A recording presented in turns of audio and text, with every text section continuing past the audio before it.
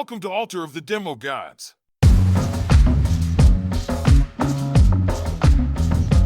If you're wondering what advice from two experienced sales engineers sounds like, it's a little like this. Welcome back to Altar of the Demo Gods. I'm Keith Wilson, joined by my co-host, John Morton. John, how you doing this evening? Since the last time I fumbled the ball, we're going back to ahoy hoy, Keith. Ahoy hoy.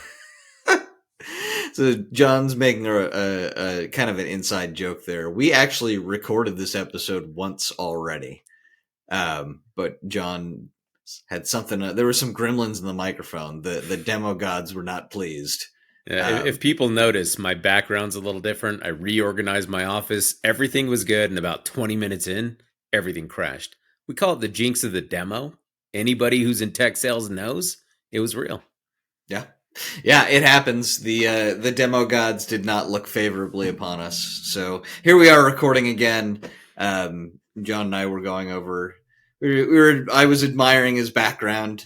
You said your wife did that for you, right? She kind of like reorganized my office. We used to kind of like share space, but she's actually going to her doctoral program now at the University of Colorado for women's healthcare, and she has her own space. So now this is my space. So she helped me decorate it and reorganize it. So yeah.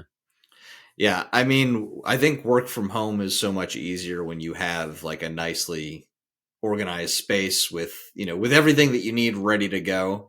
Obviously everybody has different utilities, right? I'm lucky that in my job, I do a lot of video recording, either for classes or for streaming videos or for promotional videos, in our social media and stuff like that. So I have like attached to my desk as part of workspace and almost always set up is like my lighting and cameras and stuff like that. So super easy for me. And it makes it, it makes it much more likely that I'm going to turn around and make a social media video if all I've got to do is stop working from looking at this monitor and come over to look at this one to talk to the people. Natural trend. This is the modern world, though. I talk about this a lot. Keith knows I was supposed to travel today relative to whatever day our listeners are listening to it. Imagine you had planned a trip, but things changed. So I was like, hey, Keith, you want to jump on and record? So here we are. Yeah. This evening, we're going to be discussing public speaking. And this is a topic I love because I enjoy public speaking. I've been doing it for quite a while now. Even as a child, we used to have to do a speech every year. Did you have to do that in school, or was that a Florida thing where we had, you had to write a speech every year up through like 6th grade, I think. And then you had to give that speech. I think earlier on, it kind of starts with, and most people might be traumatized by it, so we can pick on it, but everybody has to read out loud in class. That's kind of where maybe the public speaking kind of begins. Yeah. But for a larger audience, I don't think there was ever really a mandate for people to do more than that. Yeah, no, we had like a statewide like speech contest where you'd have to, and it was all rolled into the writing program and stuff like that too. It was interesting. Were you in like a certain track? Like maybe if you were in a certain track? No, this is everybody. Everybody had to. We had like speech debate teams. There were certain electives you can have, but I don't think it was mandated for everyone. Yeah, no, this is in elementary and middle school. So yeah, quite. Maybe that's where some people got. That's where people learn to have an unhealthy fear of it. And I say unhealthy fear because there really is nothing to be afraid of when you get up there. I don't know if I've ever watched somebody give a presentation just like those worst possible things, those type of things happen. I've never witnessed that. Have you? Not to that degree. So to be fair, I was a gifted and talented child, and you get some very unique personalities in that certain path of education. So a lot of them would actually freak out during things like spelling bees. They would like just melt down. It was incredibly sad. So I did get to see that side of it. But yeah, never were like you're saying, kind of like, hey, go read an article about your dog, and they melted down. It was more pressure, I guess. I don't know. Yeah. So, I guess the first thing to address here is public speaking is a huge fear. I'm poking a little fun out of there, and I say it's an unhealthy fear and an irrational fear, and it really is. But it is recognizably a fear for a lot of people. There's I think, an old Seinfeld joke that talks about how, if people are more afraid of public speaking than they are of death. So if you're at a funeral, you would rather be the one in the casket than the one delivering the eulogy. Right. So that's kind of the joke there.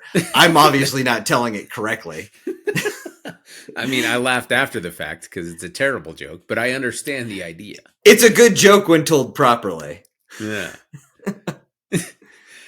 Well, I think part of it too is like, if I always say like two things I look for interviewing someone for sales or technical sales. Are they coachable and curious? If I've ever had somebody I was interviewing who said they were petrified of speaking in public, they're probably not going to do very well in a technical sales role. So my exposure to certain people is normally those who are way more outgoing and overbearing versus, hey, let me lay in my casket versus give the eulogy. So there we are. So, okay. So I'm hoping over these next 25, 20, 30 minutes, however long this episode lasts, we're never really too specific in when we end these. But I'm hoping within that time, John and I can convince you, if you are afraid of public speaking, John and I can convince you to get over that, or to get over, at least start the process towards getting over that. And I think the best way to do that, because I know we're losing people now. They're going, oh no. I don't want that sort of psychological homework. I'm not here for therapy. I'm here because I want to learn about being a sales engineer. Now stick around, because there's benefits to this for sales engineers. And like you just said, John, too, like if you're interviewing somebody and they're petrified of public speaking, that may not necessarily work out for what you're trying to get them to do. Yeah. So let's talk benefits. What are some of the clear benefits that you can think of for sales engineers that are comfortable with public speaking? Oh my goodness. The benefits way outweigh anything else. I don't even think I've thought of the negatives. So when I think of the positives of public speaking, I think about a couple things. One, confidence. Do you have the ability to get up and make a statement and own that? Two, research. You should do some research about what you're going to talk about before you present it. And then three, well, hold on, because we're kind of given steps for what to do, but I want to talk about the benefits. Like, what do I get from speaking publicly? So, for instance, go ahead. Yeah, so I'm thinking kind of one, like I said, you develop more confidence in developing a message. So for you personally, right, just doing something repetitively, you can confidently do something. That's a good thing, right? Yeah, so building up that confidence. Building up the confidence. Number two is exposure, public exposure. Mm. It's always helpful when your brand precedes you. And everybody has a personal brand. I hope you recognize that or not. The more public speaking you do, the greater your brand awareness, whether it's good or bad. We have an internal a chat where we talk about Alex Jones and a lot of the things he says. His personal brand precedes him, right? So those are two things straight away: confidence and personal brand. I mean, his not so much in a good way. I don't know if he's the best example of what to strive for a personal brand. The man said, the man is bound for bankruptcy. He's got no money left after the lawsuits. We're digressing. Hey, so the brand's still there, man. The brand is still there. Along that personal brand line, you might hear terms like thought leadership, right? Mm. You are presenting yourself as a thought leader in whatever it is that you're working on, right? Whatever you're selling has some sort of technical educational aspect to it, right? Right. For instance, I work for a company that, if we're going to generalize and put them in a market, they sell something called breach and attack simulation software. So there's an educational aspect of that can get me a public speaking talk. And it's not to go talk about my company's product. It's to talk about that type of thing in general and how that applies to the audience listening. what is it about breach and attack simulation that is important to the person listening? And I don't want to go too far down that road because it's a very specific example. Right. But the public speaking there does a couple things.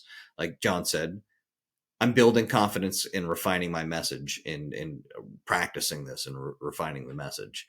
And then I go, if I go and give this at a conference, it's in a larger audience than I tend to talk to.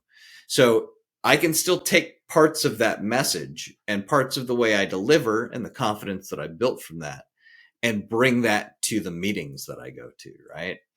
I can now go and present to a room full of 4 or 5 people that I'm hopefully already kind of friends with if we've had a couple of conversations already, as opposed to a conference where I just spoke in front of a large group of people, about a topic and had to keep them interested. Yeah. No, you're spot on.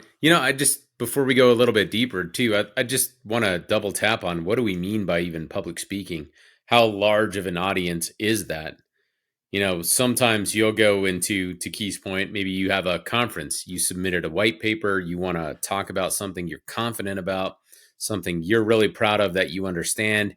And it's, it can house 250 people to 1,000 and there's 10. You're still doing public speaking. Don't make any mistake. Matter of fact, I feel like that's greater scrutiny because 10 people might ask questions versus 1,000. So, From that perspective, it's at least worth acknowledging, hey, you got the forum, go for it. So, yeah. So I think we've conveyed a couple of the benefits there. The main one's having a reputation that precedes you because you're establishing trust. And as we've talked about in many, many other episodes on relationship building and building trust and how important that is to many aspects of your job, from filling in that RFI to, knowing who's who in the zoo, as John likes to say, to all these different aspects of the sale. I've hoped that, because we don't have a ton of time to dwell on that, but I hope that's convinced you to stick around for a little bit more so we can start talking about the hows, right? Of developing a presentation. So let's say we one more moved thing. you. One more thing, Keith. One more thing. I'm like Columbo. I don't got as one much more of a thing, squinty eye, but I hear that a lot. One more thing, and this is an interesting aspect of public speaking, is I've found a few people in the history of my experience that actually get a high from the public speaking. They enjoy that limelight. They personally take in this overwhelming feeling of accomplishment, like a genuine high of like just being in the limelight. And that's the only reason they're doing it. So Sure. I would say that's a benefit, man. Some people like chasing that dragon, right? Like Yeah. following that high of being in front of folks and getting all that praise and having something, a sense of accomplishment. That is Sure. also a benefit. I'm not gonna argue that. I don't know if you know what I'm talking about, Keith, but it's there. Yeah, I mean, obviously, you and I do a video podcast together, right? So obviously, you and I I think we fall into that category a bit ourselves. We enjoy a little. I dabble in. I strap up, get ready to chase that dragon every once in a while. Yeah, I will actually. It's funny. So between the last time we recorded this and this re-record. So last time we recorded this, my school that I went to, the college I went to, every year for the last couple of years, they put on what they call a tech pro camp. And it's, it's just a small local little tech conference for people that went to school, taught at the school, people, local professionals, things like that. It's a small little thing. But I know the director of the cybersecurity program there. He was the director when I went. We've kept in touch ever since. And he, I kind of pitched him a couple ideas. He told me to submit all 3 ideas that I had for talks.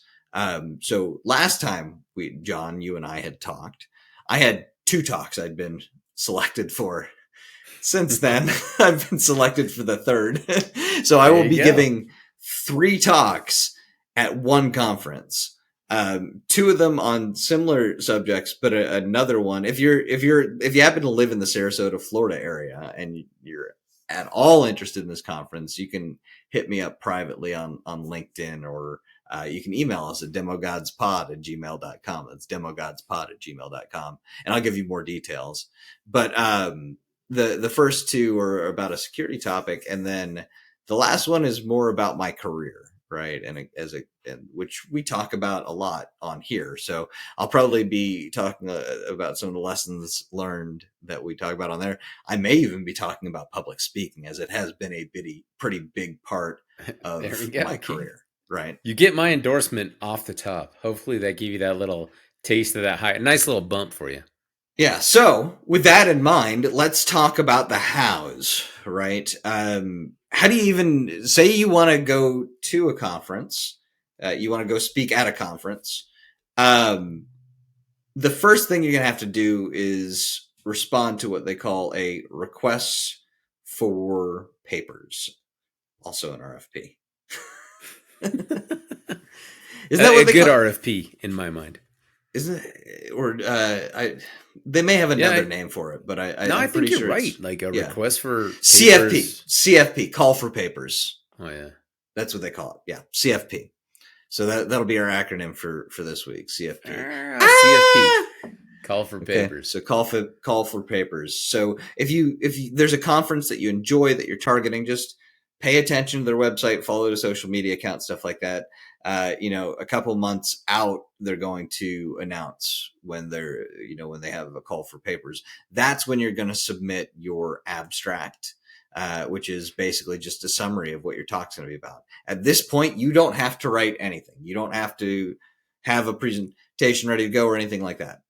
Personally, what I do, and we had Charles Herring on as a guest in previous episodes, something that he does, is I will prepare 1 to 3 talks a year and submit those.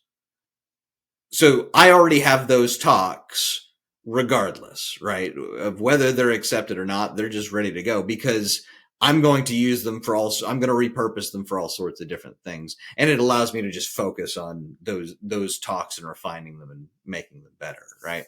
So anyway, say you don't want to do that. Say you're just like, I just want to do one talk and I'm only going to write it if I get accepted. So you submit your abstract, which is just basically a description of what it is you want to talk about.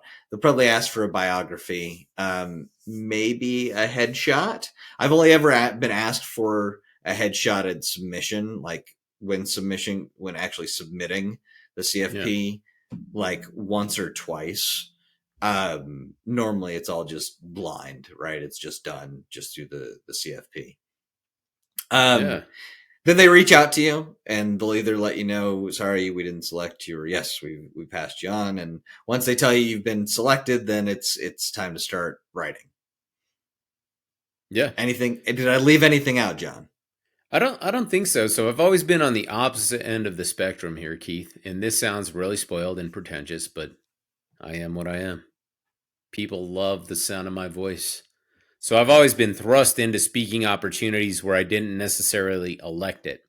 I'll talk about that in a second. But to Keith's point, one thing I can say definitively when there is like a call for papers, what most of the audiences I've been to, speaking engagements that involve public speaking, they actually do want somebody who's not a plant or a mole. What do I mean by that? They want somebody who's trying to present something they're really passionate about and may not be, the ideal public speaker. They're not paid to be there.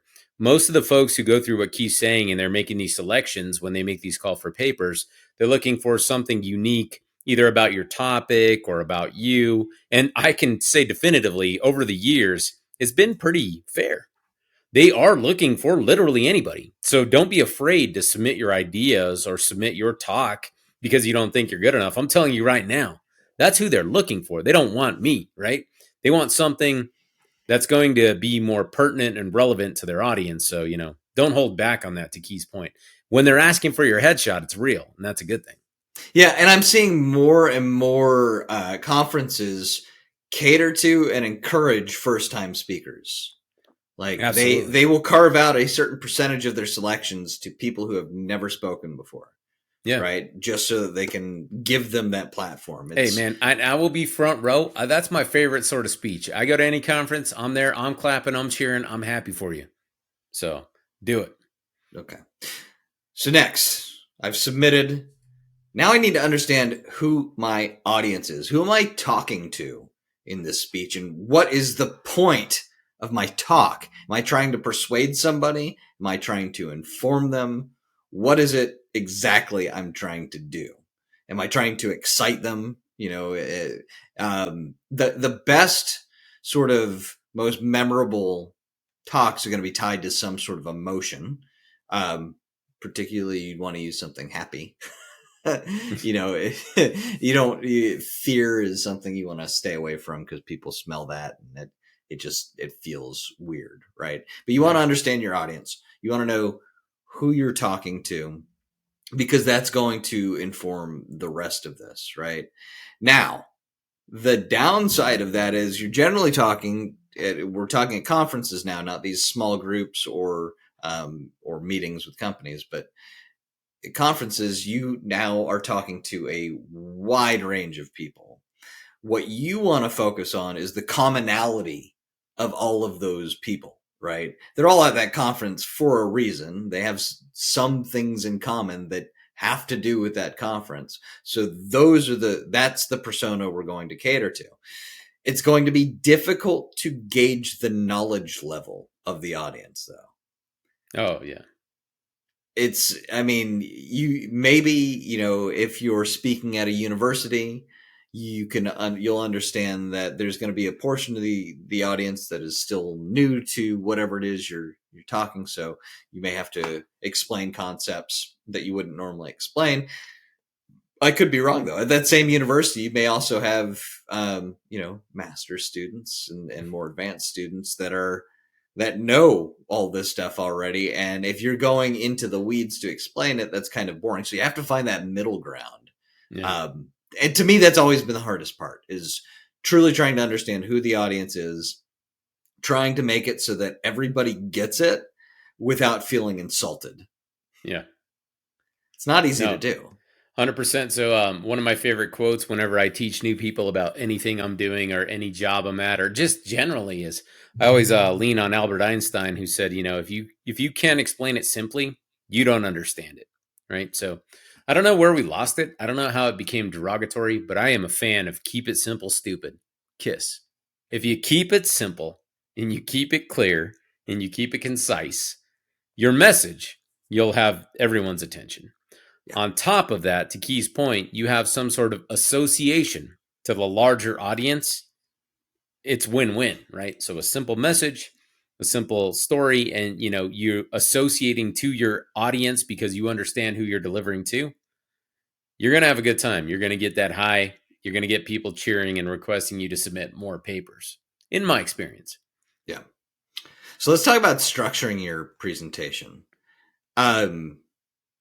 Here's the kind of, what gets my goat, John?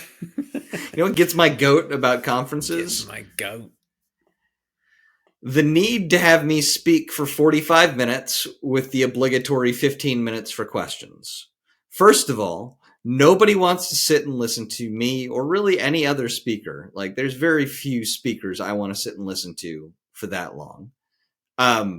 And then I've just hit them with a ton of new information. They haven't had time to think about it unless they've read stuff that I've written before, or like they know who I am and they've heard me speak before. They haven't had time to digest that information. So what's going to happen during that 15 minutes?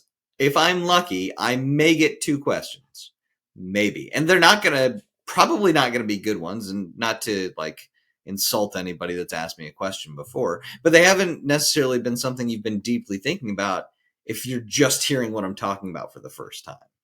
Yeah, that's a good point. You either came with that question or you thought of it within the last 5 minutes of my presentation. Yeah.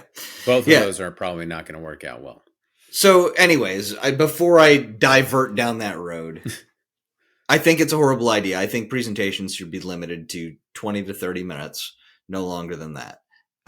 If we want to do questions, sure, maybe. But honestly, it's better if you just there's always going to be some social aspect to this too. So just ask me your questions there, of course, it'd be greater to get them in front of the larger audience, but that's not always the easiest thing to do. Yeah. Anyway, we need to talk about structuring your presentation, because the bottom line is, as much as I complain about it, it's still going to be 45 minutes. The conferences are still going to tell me this is how long you're speaking for. This is the slot that we're giving you. Now, I've seen some of them give smaller speaking slots, which I appreciate. But for that, you need to structure it in a way that's going to not only make sense so people don't get lost, because if you're rambling for 45 minutes all over the map, people aren't going to follow you. Again, remember, this is new information for a lot of your audience. And when you're learning, like, it's hard enough to take that in. If it's disjointed, then that really makes it difficult. So I'm going to give a concept or a kind of a technique that I use when I'm creating courses. Is I'll do an outline, but almost in reverse, right? Okay, so here's the topic that I want people to understand. The topic is, let's say, primary colors. Well, in order to understand primary colors, my next thing is to break it down. Well, you have to understand what red is, blue is, and yellow is. Then you also have to understand that when you mix primary colors together, they make other colors. What are those other right? So I can continue to break these things down to the lowest level of explanation. From there, I can work backwards and try and find that middle ground of, okay, I'm over explaining to my audience now. Yeah. Or again, going back to knowing your audience. I've expanded too far. I've gone too far. I don't have to explain all that. But at a certain point, you'll go, you know what? I am my audience. I feel what they feel. And I was a little confused when I hit these things. And I wasn't necessarily confused on these things, but I was when I first heard about them. Or, you know what? Whenever I do talk about these things, people have questions. So let's go ahead and put it at that level, right? And start from there. You should have an outline, by the way, an outline of what you're going to talk about on paper. Oh, definitively. Right? Yeah. Absolutely. Yeah.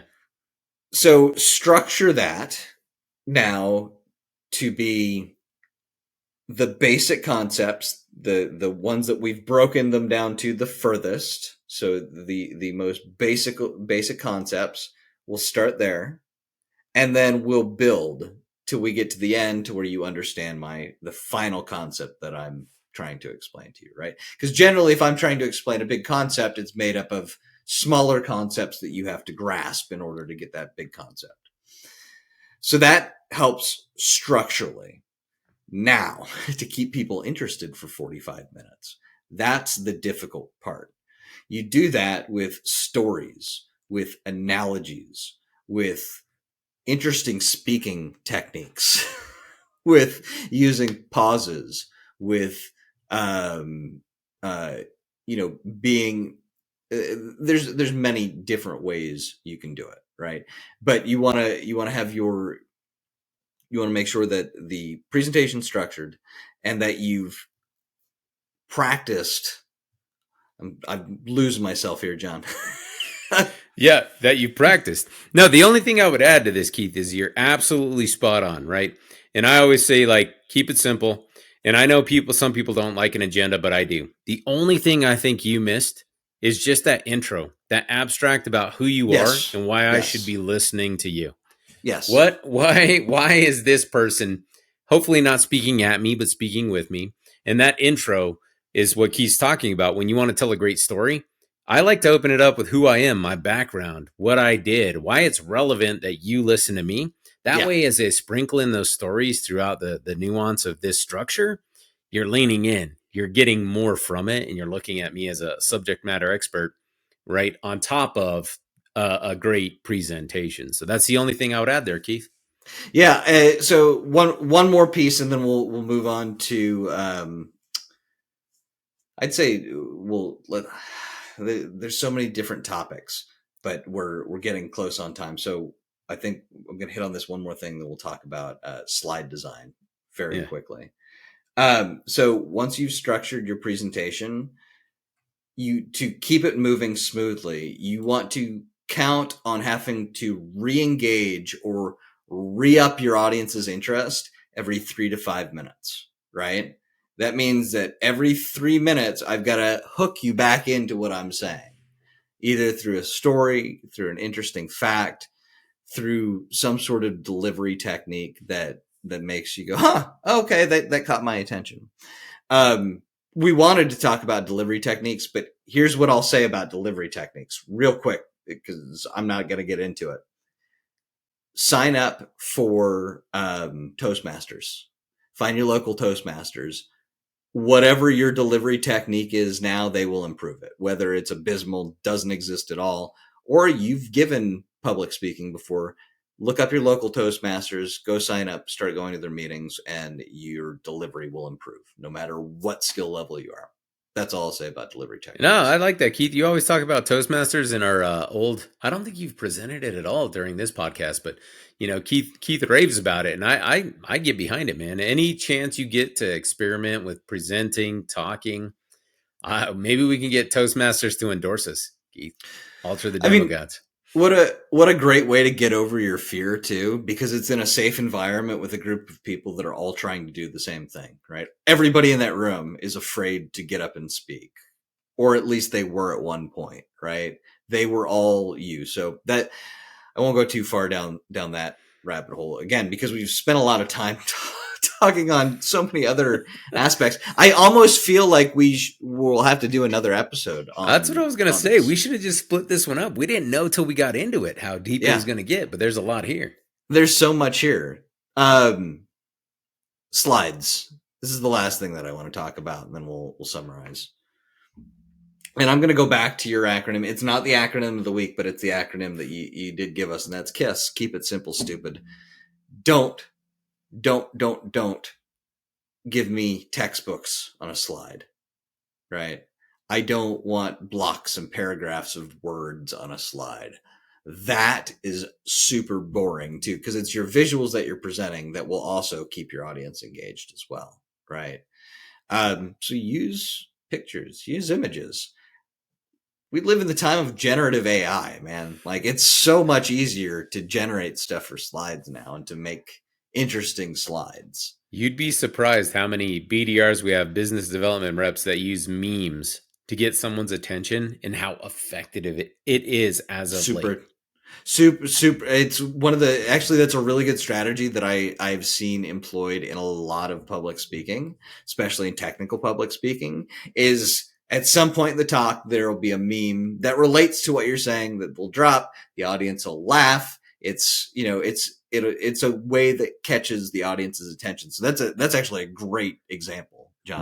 Modern times require modern solutions. Wait, modern problems? Either way. Yeah.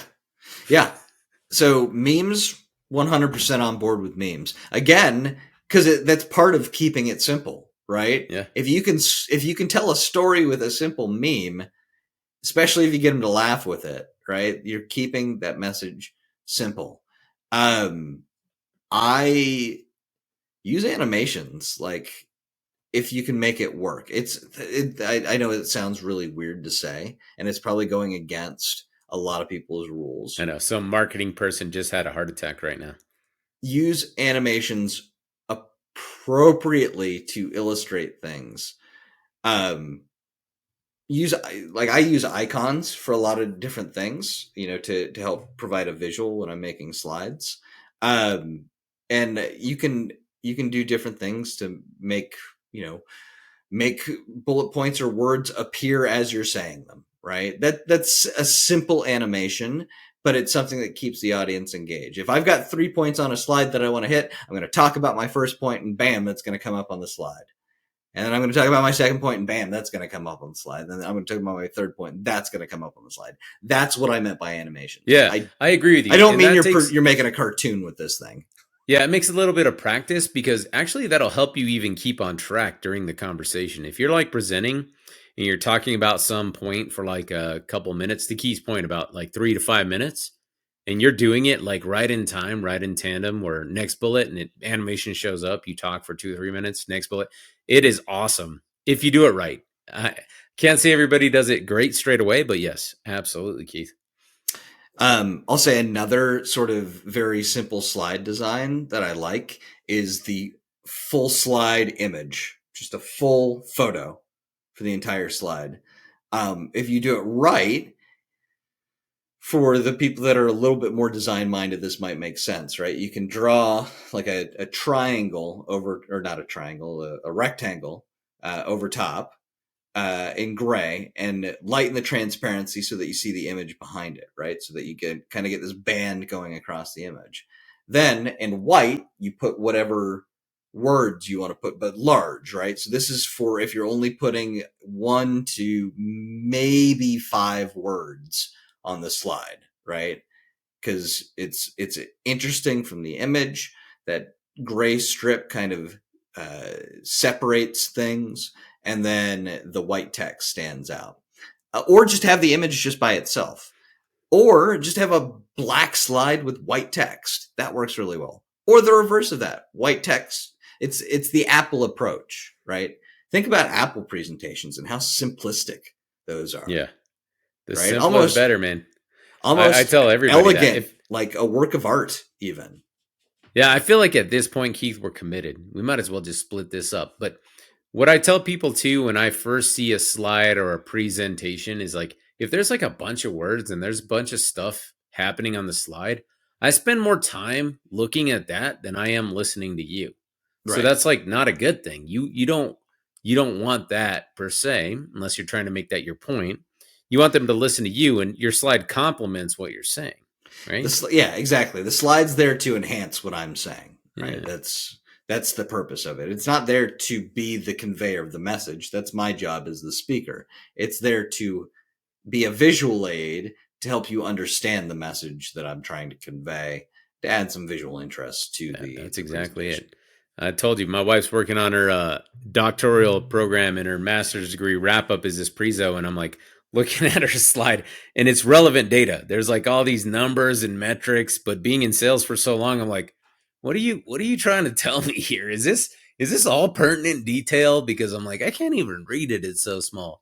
Now, it's a terrible thing to do. I don't recommend criticizing anybody that way, but it's just because I'm trying to take what I know about presenting publicly and convey it to someone who's doing it for the first time. I'm like, that's a pretty busy slide, you know? Yeah.